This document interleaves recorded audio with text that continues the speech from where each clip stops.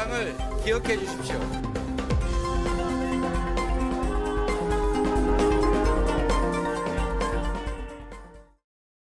여러분 안녕하십니까? 뉴스룸을 시작하겠습니다.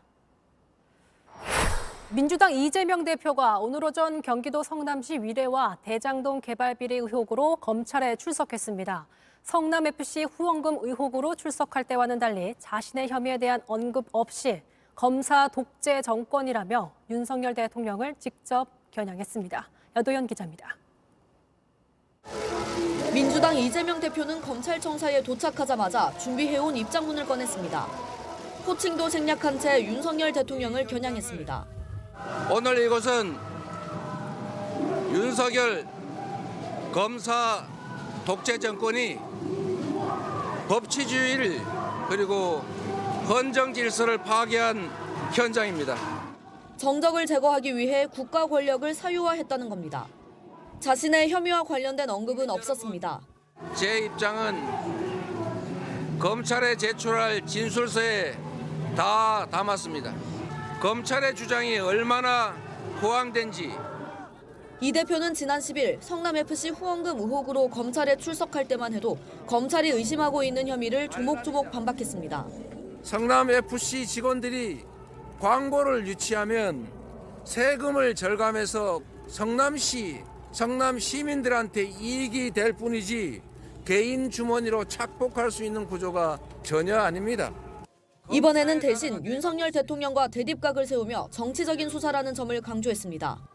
하지만 검찰은 수사가 시작된 지 1년 4개월 만에 위례와 대장동 비리 의혹의 정점에 당시 성남시장이던 이 대표가 있다고 결론냈습니다. JTBC 여도현입니다. 오전 10시 반쯤부터 조사가 시작됐으니 현재 7시간 넘게 진행 중입니다. 서울중앙지검 연결해 조사 상황 알아보겠습니다. 한민영 기자 나가 있습니다.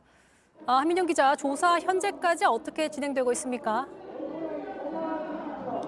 네, 오전에는 위례 진도시 개발 특혜 의혹으로 조사가 이뤄졌고 점심 식사를 마치고 오후부터는 대장동 의혹으로 조사가 진행 중입니다. 이재명 대표는 검찰에 30여 쪽의 진술서를 내면서 모든 검사의 질문에는 이 진술서로 답변을 가름한다고 했습니다. 사실상 구두 진술을 거부하겠다는 뜻입니다. 그래서 조사 속도는 생각했던 것보다는 더 빠르게 진행되고 있는 것으로 보입니다. 속도가 빠르다면 조사가 곧 끝날 수도 있다, 이런 얘기입니까? 꼭 그렇지만은 않습니다. 왜냐하면 검찰이 준비한 질문지만 100쪽이 넘습니다. 검찰은 이재명 대표가 진술서로 가름하겠다는 답만 되풀이하더라도 준비한 질문은 모두 묻겠다는 입장입니다. 여기에 이재명 대표가 진술 조서를 검토하는 시간까지 감안하면 조사는 오늘 밤 늦게 마무리될 전망입니다. 검찰은 한 차례 조사가 더 필요하다는 입장이지만 이재명 대표 쪽에서 거부하고 있는 만큼 오늘로 조사가 끝이 날 수도 있습니다. 이럴 경우 검찰은 이재명 대표에 대한 구속영장 청구 여부 등을 오늘 조사 내용만을 검토해서 결정하겠다는 입장입니다. 자, 그렇군요. 검찰청사 주변에는 지지자들의 집회도 있었는데 지금은 어떻습니까? 네, 오전만큼 인원이 많지는 않지만 여전히 이곳 청사 주변에는 이재명 대표 지지자들이 많이 모여 있습니다. 오전에 이 대표가 도착하기 전부터 서초동에 모여서 우리가 이재명이다라며 검찰 수사를 비판하고 있는데요. 지금도 여전히 이곳 청사에서는 집회 소리 또 음악 소리가 계속 들리고 있습니다. 집회는 이재명 대표가 조사를 마치고 나올 때까지 계속될 것으로 보입니다. 한편 이재명 대표 지지자들 건너편에서는 이재명 대표를 비판하는 사람들이 모여서 또 맞불 집회를 열고 있습니다. 지금까지 서울중앙지검에서 JTBC 한민용입니다. 앞서 들으신 것처럼 민주당 이재명 대표는 검찰에 제출한 30쪽이 넘는 진술서도 공개했습니다. 검찰의 판단과 어떻게 부딪히는지 박병현 기자가 쟁점들을 정리해봤습니다. 첫 번째 쟁점은 대장동 이익을 민간에게 몰아줬느냐 아니면 최대 환수를 했느냐입니다. 검찰은 민주당 이재명 대표가 대장동 민간업자들에게 막대한 이익을 몰아줬다고 보고 있습니다. 반면 이 대표는 진술서에서 개발이익 1,800억 원 말고도 공원과 터널 등 모두 개발 시설까지 민간에게 모두 부담시켰다면서 5,500억 원대 환수라고 반박했습니다. 하지만 검찰은 금액이 중요한 게 아니라 더 환수할 수 있는데도 민간업자들에게 7,800억 원대 이익을 몰아준 게 잘못이란 입장입니다.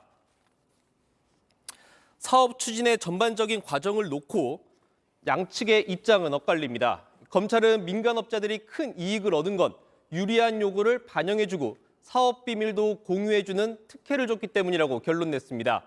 이 대표가 이 과정을 모두 알고 최종 승인했다고 보는 겁니다.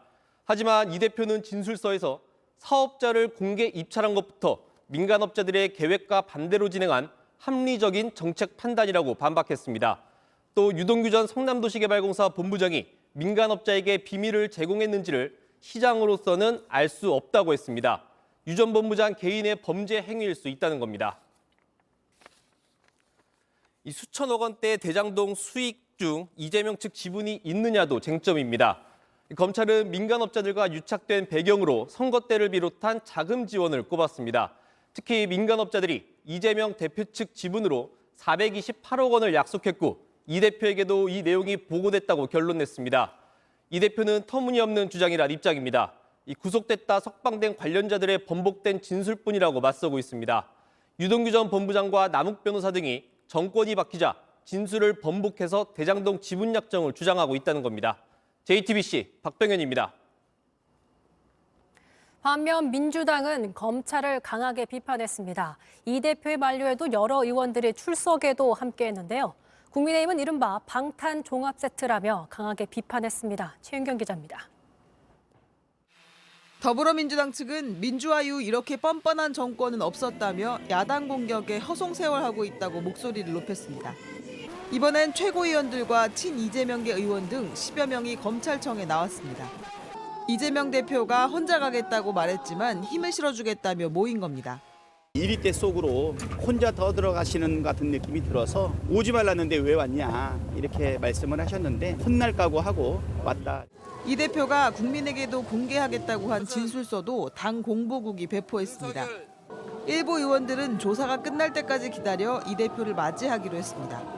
국민의힘은 이 대표가 정적 제거 등을 거론하며 이른바 약자 코스프레를 반복하고 있다고 비판했습니다. 이 대표의 진술서 서문을 조목조목 비판하며 방탄 종합 선물 세트라고 꼬집었습니다. 검찰은 정치가 아닌 수사를 해야 한다는 이 대표의 주장에 수사를 정치쇼로 몰아가는 것은 이재명 대표라고 맞받았습니다. 범죄에 연루된 이가 검찰에 출석하는데 그 모양새가 매우 소란스럽습니다. 도대체 언제까지 이 기괴하고 짜증나는 광경을 지켜봐야 하는지. 국민의힘 당권 주자들도 비판에 가세했습니다. 김기현 의원은 소셜미디어에 검사 정권의 폭압에 맞서 싸우겠다는 허장성세가 오래가진 못할 것이라고 했고 안철수 의원은 답답하면 그 자리에서 혐의를 풀면 된다고 했습니다. JTBC 최윤경입니다.